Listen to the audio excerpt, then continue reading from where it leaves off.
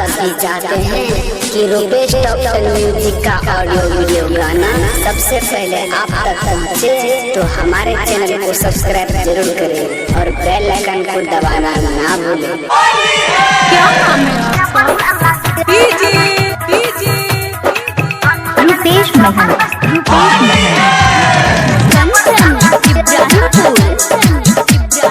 Singing by उषा यादव। गोरे गोरे गाल हमर कलकत्ता लगे, गोरे गोरे गाल हमर कलकत्ता लगे। रंग लगल के जबरदस्ती देवर सा लगे, रंग लगल के जबरदस्ती देवर सा लगे। छोरला कइने कितनो हमें कलिए हां लगे, छोरला कइने कितनो हमें कलिए हां लगे।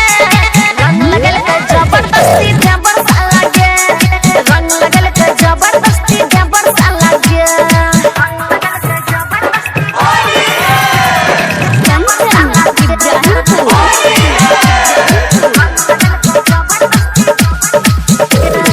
भौजी भौजी कह के हमरा ललकै पंजिया, अपन पीछा के आदि से गलकै भिंजा। हाँ भौजी भौजी कह के हमरा ललकै पंजिया, अपन पीछा के आदि से गलकै भिंजा। उस गलै घर हमर तर के लगे, उस गलै घर हमर तर के लगे। रंग लगल के जबरदस्ती देवर सा लगे, रंग लगल के जबरदस्ती देवर सा लगे।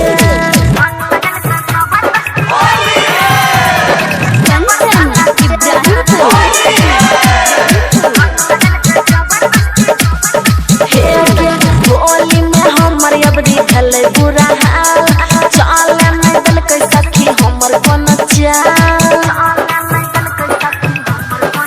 आगे होली में हमर अबरी भेलै बुरा हाल, चले नहीं देलकै गे हमर कोनो चाल। हमर आयुष खातिर मारल लकड़का लगे, लाल बाबू खातिर मारल लकड़का लगे। रंग लगल के जबरदस्ती देवर सा लगे, क्या नाम है लगल के जबरदस्ती देवर सा लगे। रूपेश महन, रूपेश महन।